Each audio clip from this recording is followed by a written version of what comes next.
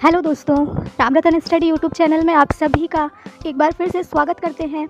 दोस्तों, आज की इस क्लास में हम 22, 23 और 24 अप्रैल के करंट अफेयर्स के क्वेश्चंस को कवर करने वाले हैं। ठीक है, तो चलिए हम आज की क्लास को स्टार्ट करते हैं।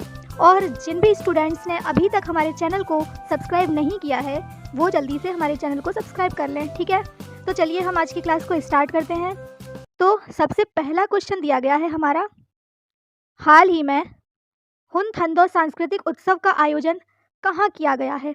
तो हुनथंदो सांस्कृतिक उत्सव का आयोजन किया गया है मणिपुर राज्य में। ठीक है, मणिपुर राज्य में किया गया है। इसके इंपॉर्टेंट पॉइंट्स देख लेते हैं। तो यह उत्सव जो है दोस्तों वो 2 दिन तक मनाया जाता है। कितने दिन तक मनाया जाता है? 2 दिन तक मनाया जाता है। और इस उत्सव का जो संस्करण है वो इस बार 5वां संस्करण है। हुन का अर्थ होता है नववर्ष और थदो का अर्थ होता है जनजाति के लोग। थदो जो है वो एक जनजाति है दोस्तों, तो थदो जनजाति के लोग यह उत्सव मनाते हैं। ठीक है, अपना नेक्स्ट क्वेश्चन है क्वेश्चन नंबर 2, हाल ही में मादक पदार्थ रोधी बल के प्रमुखों का पहला राष्ट्रीय सम्मेलन कहाँ हुआ है? तो दोस्तों ये हुआ है नई दिल्ली में। नई दिल्ली में हुआ है। ठीक है, तो यहाँ पर देखिए इंपॉर्टेंट पॉइंट्स।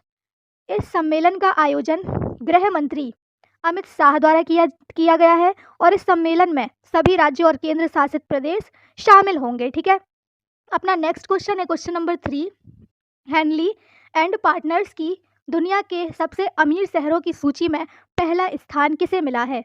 तो सबसे अमीर शहरों की सूची में सबसे पहला स्थान मिला है न्यूयॉर्क को, जो कि कहाँ पर है दोस्तों? अमेरिका में है। ठीक है, तो इंपॉर्टेंट पॉइंट्स देख लीजिए।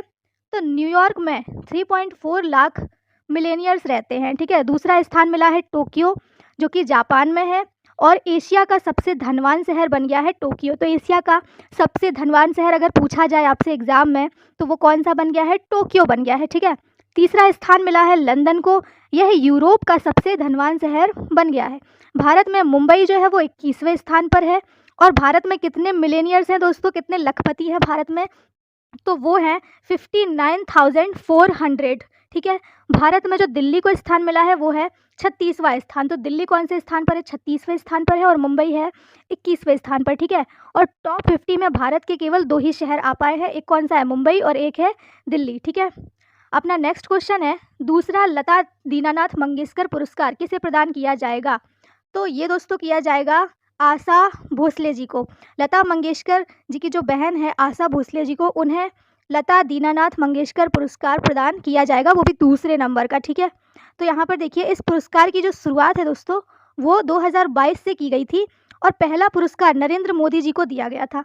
तो जैसे ही इस पुरस्कार की स्टार्टिंग हुई थी दोस्तों 2022 में, तो सबसे पहली बार यह पुरस्कार किसको दिया गया था?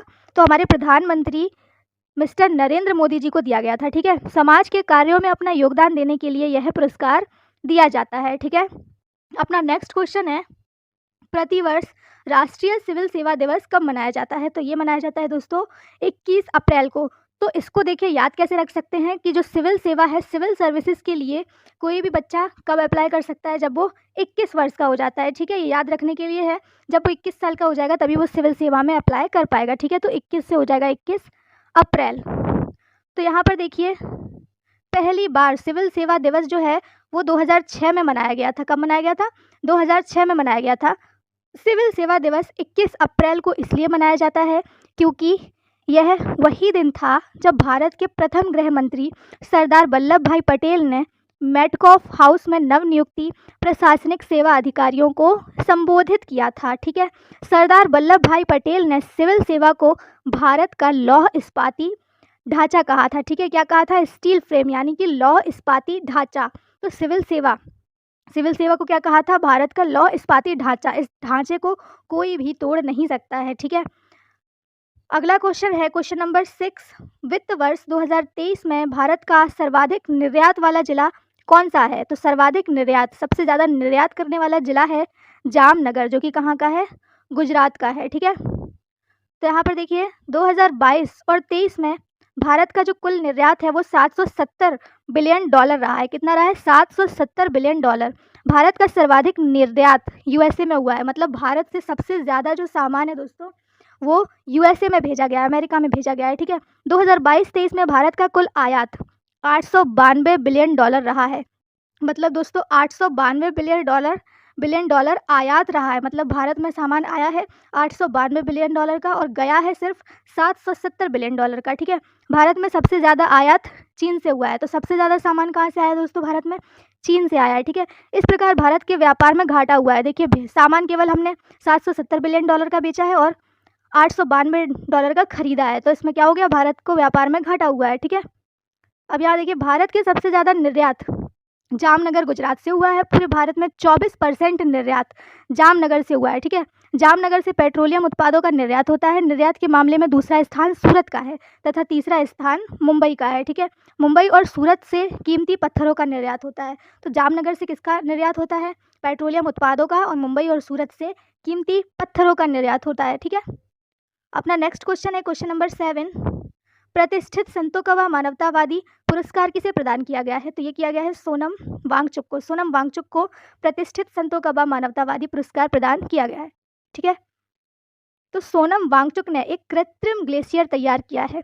एक आर्टिफिशियल ग्लेशियर सोनम वांगचुक ने तैयार किया है। इन्होंने बर्फ को स्तूप के रूप में तैयार किया है, जिससे इसका उपयोग गर्मी में किया जा सकता है। ठीक है, पुरस्कार राशि इनको पुरस्कार राशि कितनी मिली है? 1 करोड़ रुपए दी गई है और इसकी स्थापना जो है, इस पुरस्कार की स्थापना जो है वो 2002 में की गई थी। ठीक है, अपना नेक्स्ट क्वेश्चन है क्वेश्चन नंबर 8।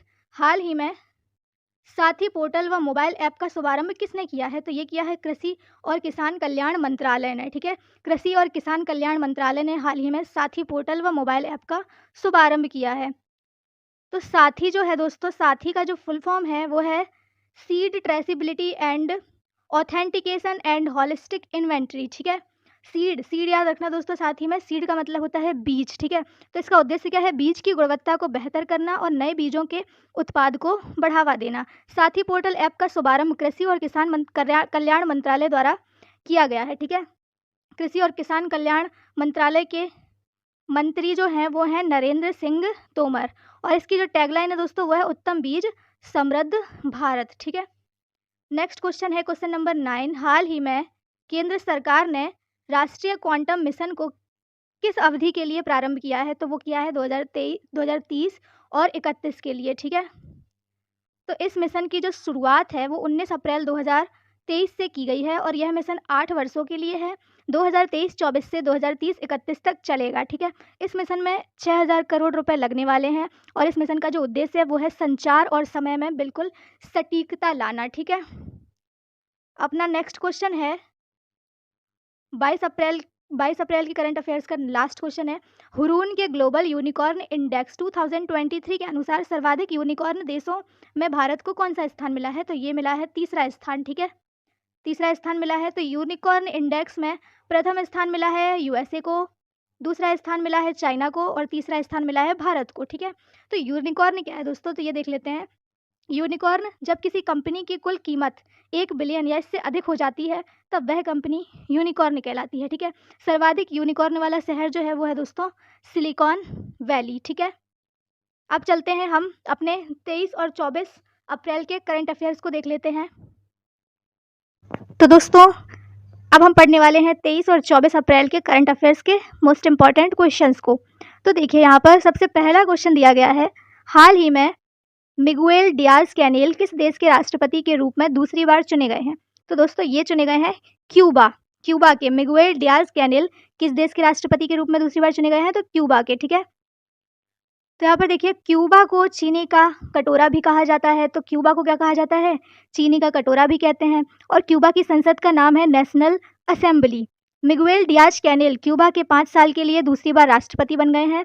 क्यूबा की राजधानी क्या है दोस्तों? तो क्यूबा की राजधानी है हवाना। ठीक है, क्वेश्चन नंबर 2 देखिए, एशियन इंफ्रास्ट्रक्चर इन्वेस्टमेंट बैंक यानी कि AIIB अपना पहला विदेशी कार्यालय कहाँ स्थापित करेगा? तो ये करेगा दोस्तों अबू धाबी यानी कि UAE में। ठीक है, तो एशियन इंफ्रास्ट्रक्चर इन्वेस्टमेंट बैंक का मुख्यालय जो है वो है चीन यानी कि बीजिंग में और स्थापना हुई थी इसकी 2016 में।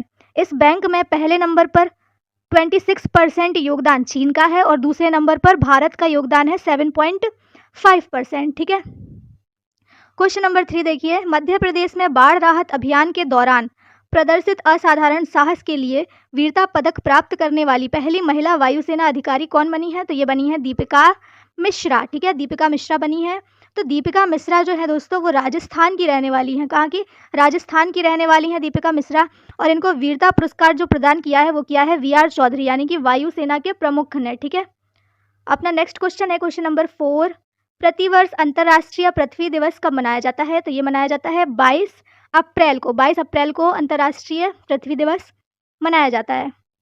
पहली बार पृथ्वी दिवस 1970 में मनाया गया था। और 2023 की जो थीम है दोस्तों, इस बार की जो थीम है वो है invest in our planet. Invest in our planet, ये इस बार की थीम है 2023 की। ठीक है, हाल ही में चुनाव आयोग ने पहली बार वोट फ्रॉम होम की सुविधा कहाँ प्रारंभ की है? तो ये की है कर्नाटक राज्य में।